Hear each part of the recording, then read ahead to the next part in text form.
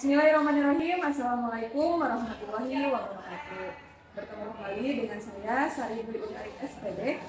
Kali ini saya akan melakukan sebuah wawancara untuk memenuhi salah satu tugas dari calon guru penggerak pada modul 3.1 tentang pengambilan keputusan berdasarkan nilai-nilai kebajikan seorang pemimpin.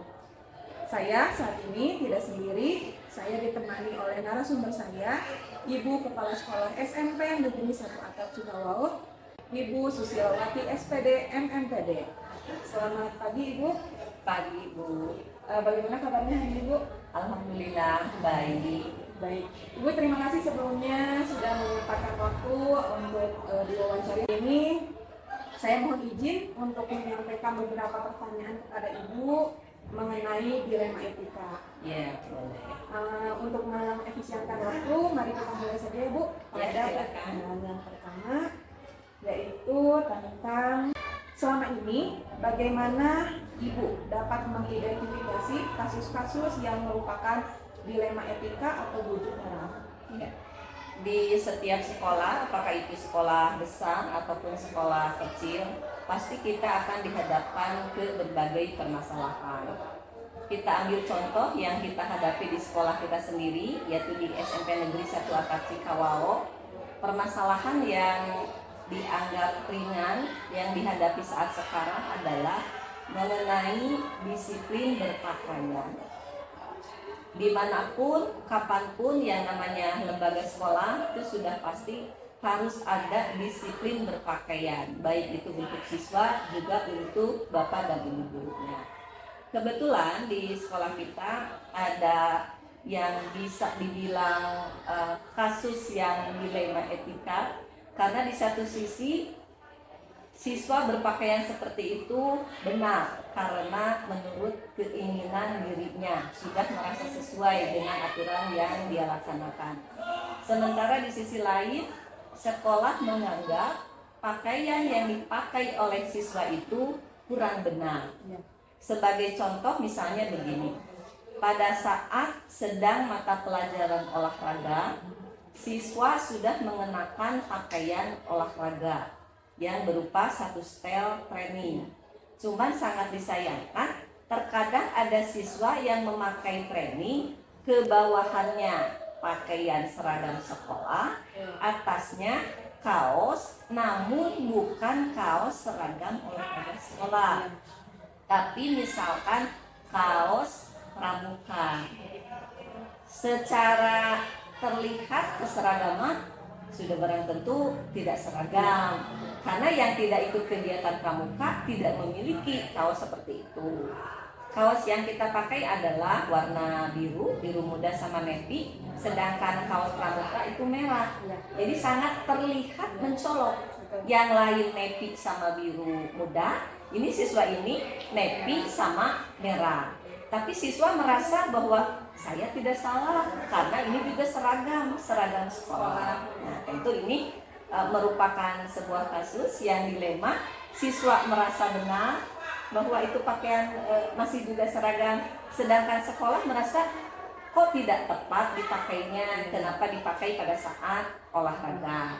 Nah, cara yang dipakai untuk mensiasati kasus dilema ini, yang pertama saya mencoba mengamati dulu situasi dan kondisi lingkungan sekolah, baik itu lingkungan para siswanya juga lingkungan bapak dan ibunya.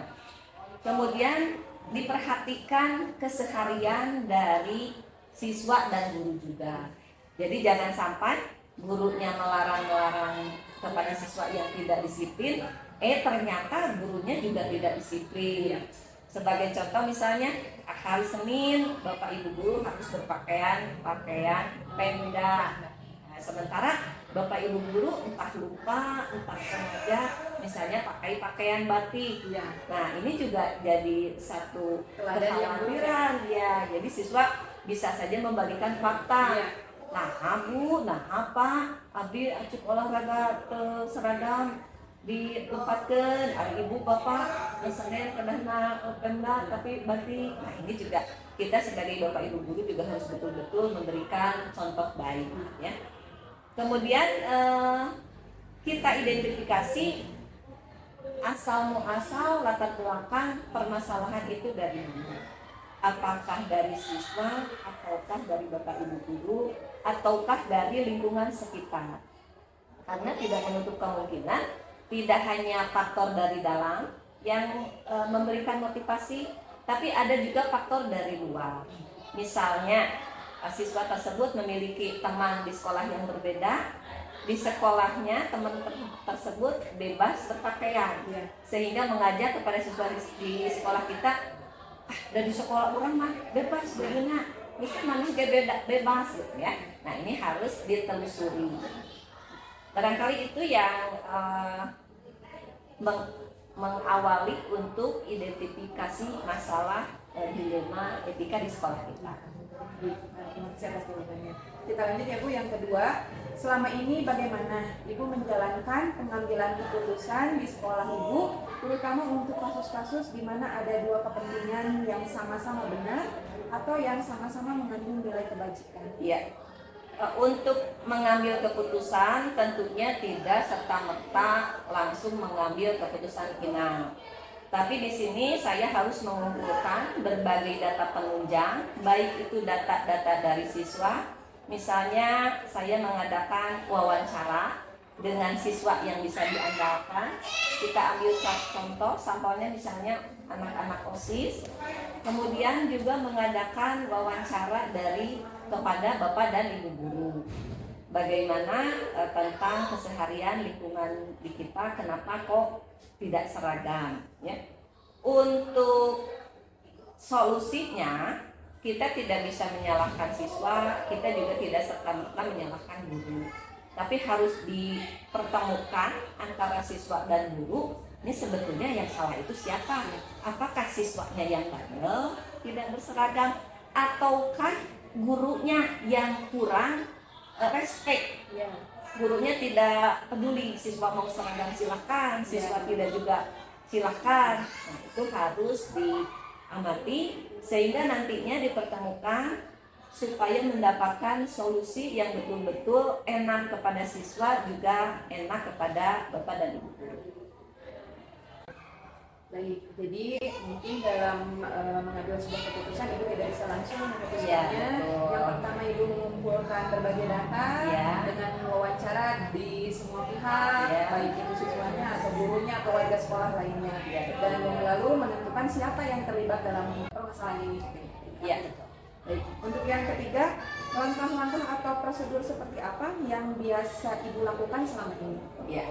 Setelah berwawancara dengan siswa, tentunya sampel, tidak mesti semua siswa. Kalau semua siswa 100 lebih repot juga ya.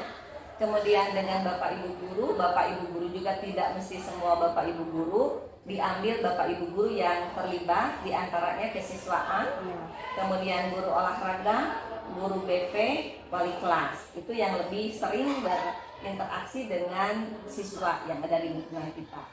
Selesai mengambil langkah tersebut, kita laksanakan satu pertemuan, bisa briefing atau rapat dinas.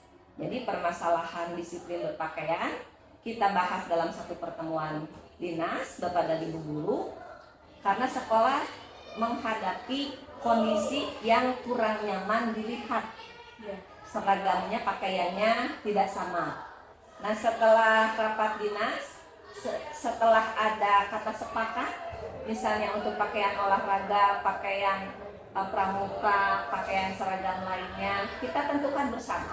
Hari Senin pakainya bajunya apa, kemudian kalau olahraga harusnya pakaiannya seperti apa. Karena terkadang ada juga siswa yang tidak membawa pakaian olahraga, berolahraga menggunakan seragam.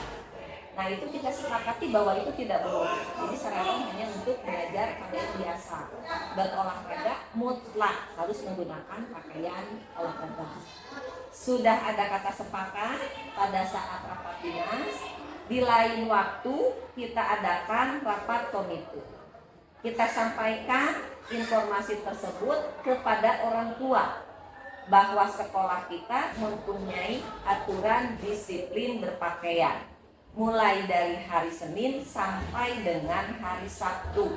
Dan itu juga kita dibantu dengan dipampangnya sebuah poster di sekolah, bukan poster ya, spanduk mungkin ya, spanduk dari foto siswa diperbesar di spanduk sehingga siswa itu teringatkan bahwa pakaian yang harus dipakai setiap hari itu yang mana saja. Dengan demikian pihak sekolah sudah punya keputusan, pihak orang tua juga sudah mengetahui informasi. Paling tidak kalau siswa salah memakai pakaian di rumah orang tuanya akan mengingatkan. Misalnya hari Senin pakaian harusnya putih biru, siswa pakai batik. Karena sudah rapat komite, sudah rapat orang tua akan menegur anaknya. Kenapa kok bajunya salah? Sekarang kan hari Senin, kenapa pakai batik? Nah itu positifnya dengan adanya rapat komite.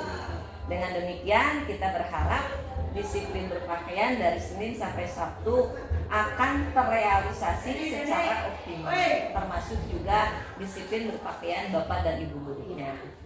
Sebagai contoh misalnya hari Sabtu. Hari Sabtu kita kan berpakaian seragam pramuka. Bapak Ibu guru terkadang Sabtu mah sampai memakai baju kaos gitu ya. Memang kaosnya kaos seragam sekolah juga, tapi kan kelihatannya jadi kurang kurang merata gitu ya. Siswanya baju seragam, kok Bapak Ibu gurunya pakai kaos. Nah untuk itu bisa kita berstrategi. Misalnya diatur waktu.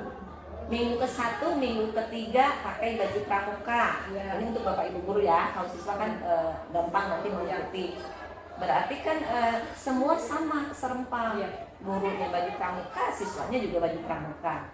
Kemudian minggu ke-2 dan ke-4 pakai baju olahraga. Mau diberlakukan semua juga boleh. Bapak ibunya baju olahraga, siswanya juga olahraga. Kebetulan Bapak Ibu juga baju olahraganya biru juga. Ya, jadi senada dengan baju siswa. Nah, itu kan akan terlihat lebih rada gimana gitu ya.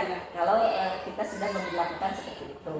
Nah, sampai saat ini kan kita belum sampai ke situ. Mudah-mudahan ya kedepannya bisa terrealisasi. Kita lanjut ya Bu, yang keempat. Hal-hal apa saja yang selama ini Ibu anggap efektif dalam pengambilan keputusan pada kasus-kasus dilema etika?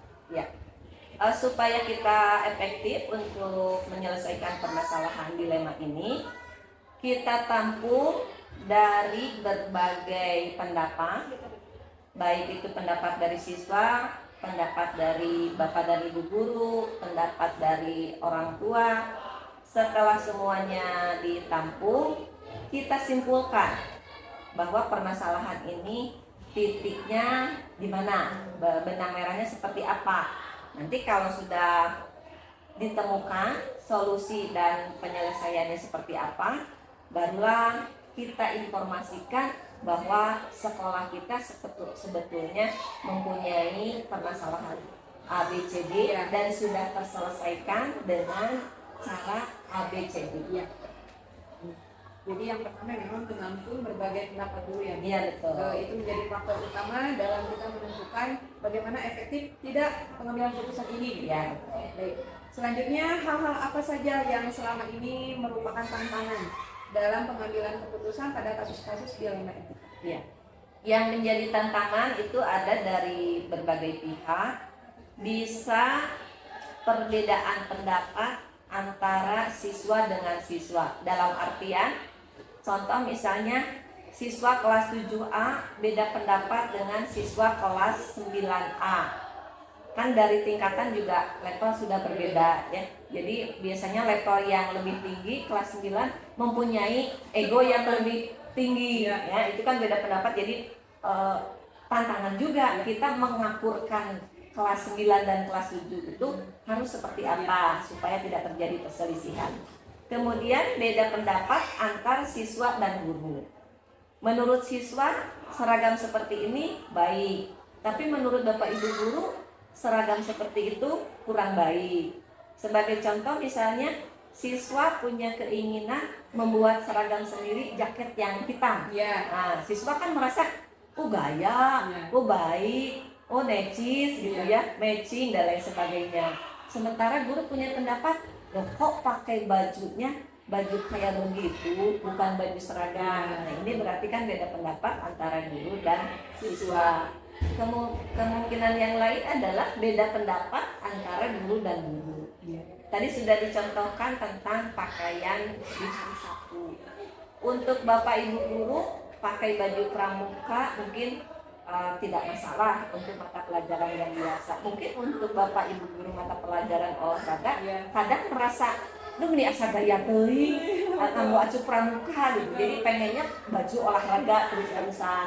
Nah, ini juga kita harus bikin kata sepakat ya. Kalau kitanya sepakat, walaupun yang bukan guru olahraga juga misalnya kalau suruh pakai baju olahraga pakai. Nah, sekarang sebaliknya.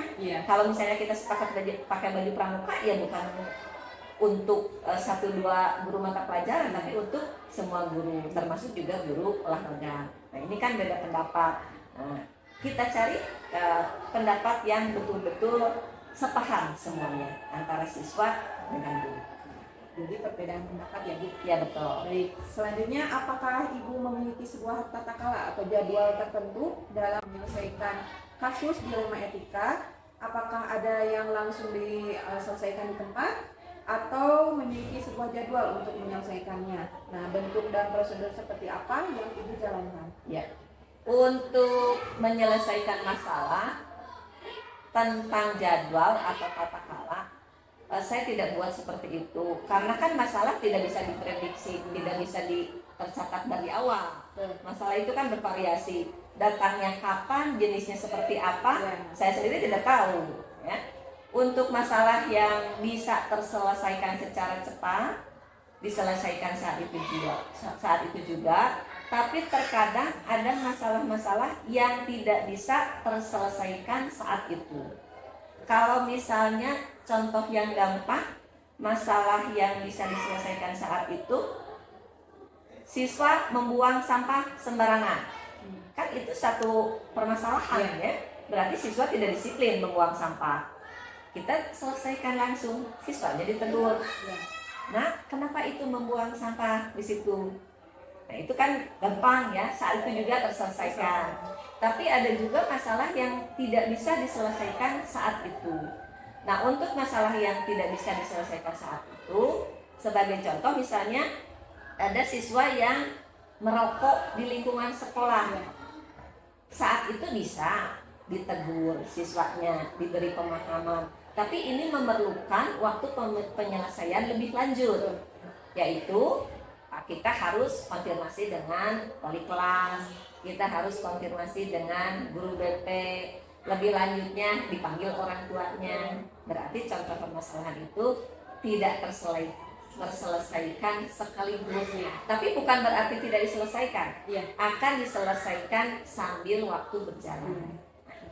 Jadi disesuaikan dengan permasalahan yang betul, seperti apa? Tidak terjadwalkan. Selanjutnya, adakah seseorang atau faktor-faktor apa yang selama ini mempermudah atau membantu Ibu dalam pengambilan keputusan dalam kasus-kasus dilema etika? Kita kan sebagai manusia itu termasuk makhluk sosial ya. Jadi setiap hari kita bersosialisasi, kita bertemu dengan orang, guru dengan siswa, siswa dengan guru, guru dengan guru, siswa dengan siswa. Dan ini merupakan satu keluarga besar SMP Negeri 1 Atap Cikawau. Seperti halnya kita di rumah, kita juga sebuah keluarga, ada istri, ada suami, ada dedek, ada anak ya. Walaupun kecil hanya 3 orang, 4 orang, permasalahan itu pasti ada. Tapi kan harus diselesaikan secara arif, diselesaikan secara bijak. Contoh misalnya anak kita nakal. Nah, kita sebagai seorang ibu, karena kita perempuan ya, Tidak serta-merta anak nakal langsung dijiwir. Ya. Nanti bapaknya nggak terima. Nah, jadi suami dan istri bermusyawarah. Seandainya ada anak nakal, gimana mengatasinya? Kita kembalikan kepada di sekolah. Di sekolah ada siswa, ada guru, ada TU, ada yang lainnya. Pasti adalah beberapa masalah yang muncul. Nah, untuk menyelesaikannya kita gunakan dengan sistem familiar, sistem kekeluargaan. Jadi tidak serta-merta langsung dimarahi. Ya. Langsung anaknya mencak-mencak, ditunjuk-tunjuk, dimarahi. Kemudian ke bapak ibu guru juga sama seperti itu, tidak. Ya. Tapi kita ajak ngobrol, kita sharing, kita pakai secara kekeluargaan. Ini ada sebuah masalah kayak begini, itu kan tidak baik, supaya baiknya bagaimana. Kalau begini mau nggak? Ya, jadi yang dipakai secara familiar, secara kekeluargaan.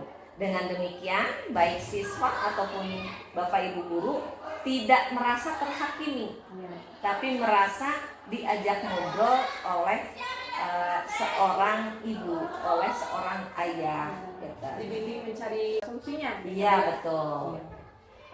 Pertanyaan terakhir Ibu, Ya. dari semua hal yang telah disampaikan, pembelajaran apa yang dapat Ibu petik dari pengalaman Ibu dalam mengambil sebuah keputusan di dalam etika? Ya. Pengalaman yang bisa diambil dari kegiatan menyelesaikan dilema etika yang sudah pasti ini akan bermanfaat buat semuanya.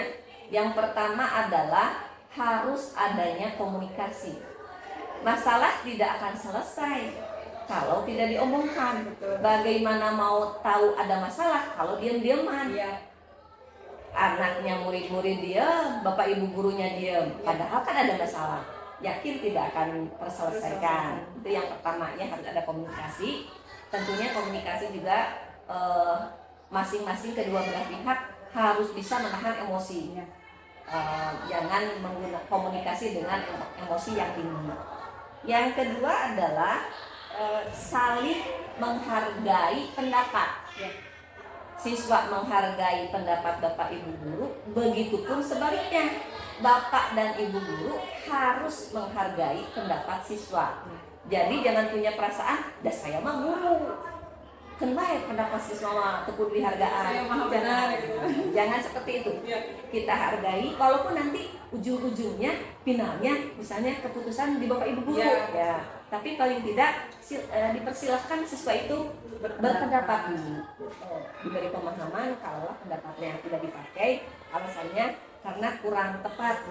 Yang lebih tepat adalah yang begini, sehingga siswa tidak akan kecewa. Jadi akan merasa, oh saya sudah diberi kesempatan untuk berpendapat.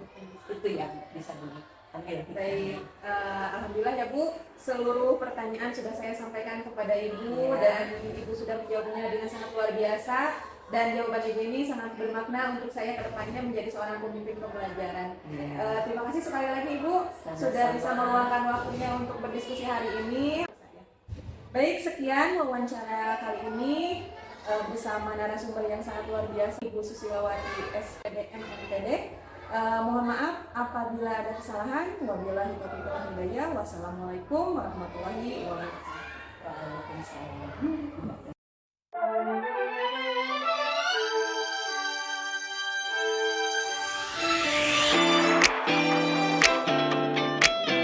Bismillahirrahmanirrahim. Assalamualaikum warahmatullahi wabarakatuh. Bertemu lagi dengan saya Sari Dwi Utari SPD.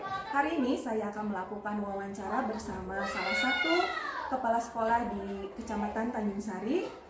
Ibu, selamat pagi. Selamat pagi ya. Silakan Ibu, perkenalkan. Baik. Oke, terima kasih. Assalamualaikum warahmatullahi wabarakatuh. Izinkan saya perkenalkan diri juga. Nama saya Linda Rosmawati Fatimah. Saya salah satu kepala sekolah di Sekolah Dasar SD Negeri Cijambu 2, Kecamatan Tanjung Sari, Kabupaten Sumedang. Begitu. Terima kasih. Baik, terima kasih Ibu atas waktunya sudah bisa bertemu dengan saya hari ini dan melakukan wawancara hari ini. Nah, di sini saya akan melakukan wawancara dengan memberikan beberapa pertanyaan kepada Ibu tentang dilema etika. Nah, untuk pertanyaan pertama, Selama ini bagaimana Ibu dapat mengidentifikasi kasus-kasus yang merupakan dilema etika atau bujuk moral? Baik, tentang dilema etika ya. Jadi begini Bu, ketika mengambil keputusan dan saya bisa mengidentifikasi sesuatu itu dilema etika atau bujukan moral, ketika saya menghadapi suatu kasus atau satu masalah atau satu kejadian yang mana kejadian itu menuntut saya untuk mengambil keputusan yang paling tepat ketika kejadian itu sama-sama memiliki nilai yang benar. Jadi di antara kedua itu mana nih yang saya harus putuskan sementara dua-duanya benar gitu. Itu kan lumayan bikin kita harus lebih fokus, harus lebih tepat mengambil keputusan gitu sekali ya. Jadi memang dalam kasus ini Ibu mengidentifikasinya di antara dilema etika dan bujuk moral. Iya, ya. betul. Sama-sama memiliki nilai kebenaran yang sama, yang seimbang. Jadi mungkin di sini Ibu dituntut untuk mengambil keputusan yang bijaksana. Iya, yang tepat, yang bijaksana. Ya, betul. Kita lanjut ke poin kedua. Selama ini bagaimana Ibu menjalankan pengambilan keputusan di sekolah Ibu, terutama untuk kasus-kasus di mana ada dua kepentingan yang sama-sama benar dan sama-sama mengandung nilai kebajikan. Baik, ketika saya harus memutuskan sebuah keputusan atau mengambil sebuah keputusan yang di dalamnya itu memiliki nilai yang sama-sama benar, maka saya menggunakan langkah-langkah yang tepat, langkah-langkah yang prioritas. Di antaranya ada 9 langkah yang harus saya ambil untuk mendapatkan keputusan yang tepat ini, dan langkah-langkah lain yang tepat, yang tidak menimbulkan keputusan yang salah. Baik, berhubungan dengan langkah-langkah yang tadi Ibu sebutkan, kita lanjut ke poin ketiga tentang langkah-langkah atau prosedur seperti apa yang Ibu biasa lakukan selama ini. Baik, langkah-langkah atau prosedur pengambilan keputusan yang selama ini saya lakukan adalah ada beberapa langkah. Yang pertama, menentukan dulu nilai-nilai yang bertentangannya dari dilema etika itu apa. Jadi harus dapat menentukan oh ini nilai apa, oh ini nilai apa. Nah, di antara itu kita harus pandai-pandai menentukan nilai-nilai ini. Kemudian yang kedua adalah menentukan juga siapa yang terlibat dalam situasi ini. Yang terlibat dalam situasi ini, jadi kasus ini atau dilema ini. Nah, dilema ini sebetulnya dilema siapa gitu. Jadi kita harus bisa menentukan itu. Kemudian yang ketiganya, kita harus dapat menentukan atau mengumpulkan fakta-fakta ataupun data-data yang ada mengenai situasi ini, situasi yang terjadi gitu. Jadi data-data itu sangat penting untuk menentukan ketepatan kita dalam mengambil keputusan ini. Lalu yang keempat adalah pengujian benar dan salah. Jadi di dalam pengujian benar dan salah ini kita harus melakukan uji legal.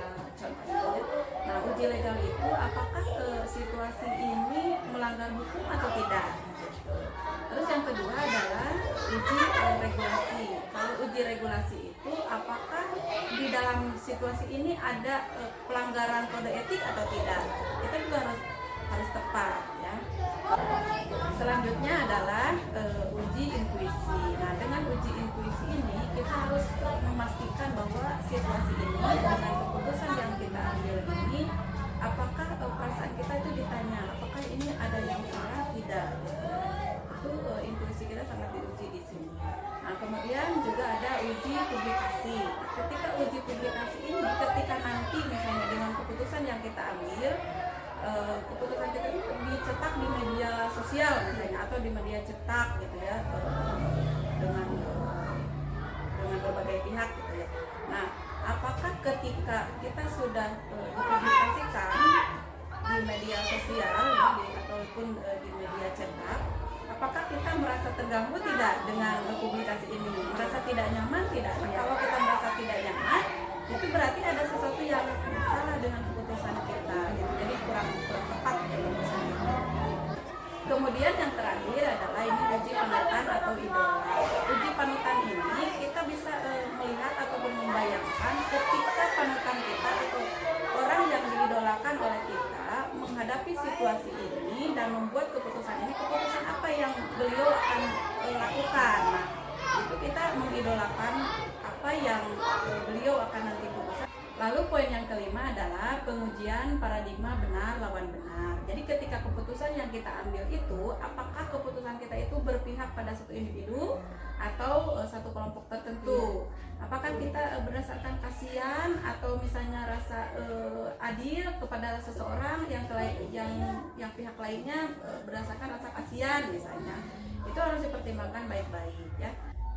Kemudian ketika keputusan yang kita ambil itu apakah kita berdasarkan rasa kasihan, misalnya yang berdasarkan rasa kasihan, kemudian apakah ini jangka pendeknya akan berdampak seperti apa, kemudian jangka panjangnya akan berdampak seperti apa, itu harus benar-benar kita putuskan baik-baik, kita pikirkan baik-baik.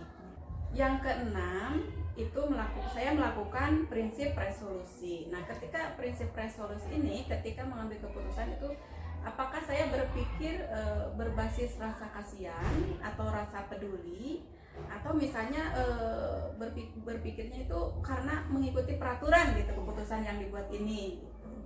Kemudian yang ketujuh, saya mengambil langkah investigasi opsi trilema. Jadi kalau mengambil keputusan itu, apakah mengambil dua keputusan, apakah dari dua keputusan yang saya ambil itu apakah ada opsi lain, nah yang bisa saya ambil gitu, itu saya harus tepat-tepat membuat itu.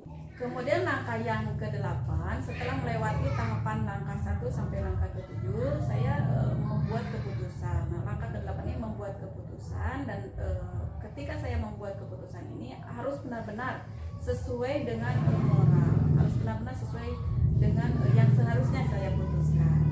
Nah, setelah keputusan dibuat, maka langkah selanjutnya, langkah yang ke-9, langkah yang terakhir adalah merefleksikan keputusan yang telah dibuat itu seperti apa keberhasilannya, seperti apa impactnya, seperti apa hasilnya, seperti apa. Nah, itu harus benar-benar direfleksikan dengan sungguh-sungguh bahwa itu keputusan tepat tidaknya. Baik, jadi di sini Ibu menerapkan 9 langkah untuk pengambilan keputusan. Betul. Selanjutnya di poin keempat, hal-hal apa saja yang selama ini Ibu anggap efektif dalam pengambilan keputusan pada kasus-kasus dilema etika? Baik, hal-hal yang saya anggap paling efektif ketika saya mengambil keputusan yang berkaitan dengan dilema etika adalah ketika saya menentukan sebuah keputusan dan sudah melewati langkah-langkah yang seharusnya saya ambil, saya itu pasti nanti memastikan mana yang lebih banyak nilai positifnya, mana yang tidak. Nah, ketika keputusan yang banyak mengandung nilai positifnya dibandingkan dengan yang negatifnya, maka itu yang paling efektif yang harus saya ambil keputusannya begitu. Untuk selanjutnya, pertanyaan poin kelima, hal-hal apa saja yang selama ini merupakan tantangan dalam pengambilan keputusan pada kasus-kasus dilema etika ini? Baik, tantangan yang saya hadapi ketika saya membuat suatu keputusan yang mengandung dilema etika itu banyak ya, tantangannya. Di antaranya adalah adanya konflik nilai atau prinsip. Nah, konflik nilai atau prinsip ini karena memang betul dari awalnya juga ketika dilema etika itu sama-sama nilainya baik gitu. Jadi memang di situ tetap konflik menjadi tantangan yang jelas begitu. Selain ada konflik nilai dan prinsip, itu juga ada bagaimana dampaknya pada berbagai pihak dari keputusan yang saya ambil ini. Nah, kemudian di sana juga ada ambiguitas nilai moral. Jadi kan tidak ada kejelasan ya antara nilai ini yang mana yang benar, yang mana yang salah. Itu tetap menjadi tantangan ini yang harus saya tentukan. Tuh. Kemudian tantangan selanjutnya yang saya hadapi itu adalah tekanan sosial dan tekanan organisasi. Nah, keputusan yang kita ambil itu tentu menjadi tentu sangat diperhatikan oleh orang banyak gitu, oleh sosial, oleh organisasi kita di sekolah, gitu. Menjadi tantangan tersendiri buat kita. Kemudian ada bagaimana nih konsekuensinya, jangka panjangnya seperti apa, jangka pendeknya seperti apa. Itu merupakan tantangan yang luar biasa. Baik, begitu banyak ya tantangan ternyata yang muncul pada saat kita mengambil sebuah keputusan. Betul sekali. Dilanjut ke poin ke-6, apakah Ibu memiliki sebuah tata cara atau jadwal tertentu dalam sebuah penyelesaian kasus dilema etika? Apakah Ibu juga langsung menyelesaikannya di tempat atau memiliki sebuah jadwal untuk menyelesaikannya? Dan bentuk atau prosedur seperti apa yang Ibu jalankan? Baik, ketika saya mengalami dilema etika, ada kasus dilema etika, maka saya menyelesaikannya itu dilihat dulu kasusnya seperti apa. Jadi kejadiannya seperti apa. Kalau sekiranya bisa diselesaikan ketika itu, maka saya selesaikan ketika itu juga. Tapi ketika satu kasus diselesaikan tidak selesai ketika itu, maka saya menjadwalkan untuk menyelesaikannya di kemudian begitu. Nah, jadwalnya bisa saya tentukan berdasarkan kebutuhan yang harus diambil untuk menyelesaikan kasus ini begitu. Jadi ketika jadwal sudah terbentuk, maka saya mengajak atau melibatkan orang-orang yang terlibat dalam kasus ini untuk dengan serius mengikuti penyelesaian masalah ini begitu. Nanti akhirnya ketika kita secara bersama-sama menyelesaikan masalah ini, menyelesaikan kasus ini, maka keputusan yang diambil itu akan lebih tepat. Baik, dari jawaban Ibu dalam penyelesaian masalah, jadi memang disesuaikan dengan kasus apa yang sedang dihadapi. Ya. Bisa diselesaikan secara langsung atau Ya. tidak, Ya. disesuaikan dengan kasusnya berat atau tidak. Betul. Lalu tindakan atau prosedur yang selanjutnya Ibu lakukan itu dengan bermusyawarah dengan berbagai pihak yang terlibat dari kasus itu. Betul. Dengan bermusyawarah, kemudian menentukan jadwal ketika ada penjadwalan dan bersama-sama komitmen untuk penyelesaian kasus itu dengan jadwal yang ada yang Ya. sudah ditentukan. Gitu. Kita lanjut ke poin ke-7. Adakah seseorang atau faktor-faktor apa yang selama ini mempermudah atau membantu Ibu dalam pengambilan keputusan dalam kasus-kasus dilema etika ini? Baik, ketika saya mengambil keputusan ini tentunya ada orang ataupun faktor yang sangat membantu saya menentukan keputusan ini. Orang yang termasuk orang ya tentunya adalah orang-orang yang terlibat. Nah, ketika proaktif dari orang-orang yang terlibat ini tentu sangat mempengaruhi lancarnya pembuatan keputusan yang saya buat. Nah, untuk faktor-faktornya tentu dari faktor ini adalah faktor nilai moral dan etika pribadi yang saya miliki. Kemudian ada juga faktor kode etik atau panduan etika. Kemudian juga ada analisis konsekuensi. Jadi saya mempertimbangkan nih konsekuensinya yang terjadi bagaimana ketika keputusan saya buat. Ada juga faktor empati dan perspektif orang lain. Itu perlu saya pertimbangkan. Bagaimana saya bisa memandang atau memikirkan bagaimana empati orang dan perspektif orang tentang keputusan yang saya ambil. Kemudian faktor lain adalah konsultasi dengan pihak yang lain. Nah, konsultasi dengan pihak yang lain itu tadi diantaranya bisa dengan orang-orang yang terlibat, bisa juga dengan orang-orang yang lain. Nah, tentu faktor-faktor ini sangat membantu saya untuk membuat keputusan yang tepat. Baik, jadi begitu banyak ya faktor atau seseorang yang bisa membantu Ibu dalam menyelesaikan kasus ini ya. Betul. Baik, untuk pertanyaan terakhir di poin 8, dari semua hal yang telah disampaikan, pembelajaran apa yang dapat Ibu petik dari pengalaman Ibu mengambil keputusan dilema etika? Baik, pembelajaran yang dapat saya ambil ketika saya membuat keputusan yang terkait dengan dilema etika itu sangat banyak. Jadi ketika mengambil sebuah keputusan, maka kita itu harus memikirkan banyak pihak, memikirkan nilai-nilai, memikirkan efek sampingnya seperti apa dari keputusan yang kita ambil itu. Jadi banyak sekali yang harus dipertimbangkan begitu. Jadi kita harus hati-hati, tidak boleh sembarangan, harus tetap berpegang pada aturan, pada etika, dan banyak sekali nilai-nilai yang harus kita pegang. Itulah mengajarkan kepada kita untuk selalu berhati-hati dalam membuat keputusan supaya keputusan yang kita ambil itu tepat begitu. Baik, dari keseluruhan pertanyaan yang sudah saya berikan kepada Ibu sudah dijawab dengan sangat baik dan sangat jelas, juga menginspirasi saya dalam keseharian saya dalam menyelesaikan permasalahan, menemukan sebuah kasus. Terima kasih sekali Ibu. Sama-sama. Baik, untuk closing statement yang saya akan berikan hari ini, terima kasih kepada Ibu Linda sebagai Kepala Sekolah SD Negeri Cijambu 2 yang hari ini sudah menyempatkan waktunya untuk berdiskusi dengan saya tentang dilema etika, dan betul sekali jawabannya sangat menginspirasi saya. Jawabannya betul-betul membuat saya tersadar begitu banyak langkah-langkah dalam pengambilan keputusan yang harus diambil, begitu banyak faktor yang harus diberikan pada saat kita menemukan sebuah kasus. Mudah-mudahan itu bermanfaat untuk kita semua. Sekian, mohon maaf apabila ada kesalahan. Wabillahi taufiq wal hidayah. Wassalamualaikum warahmatullahi wabarakatuh.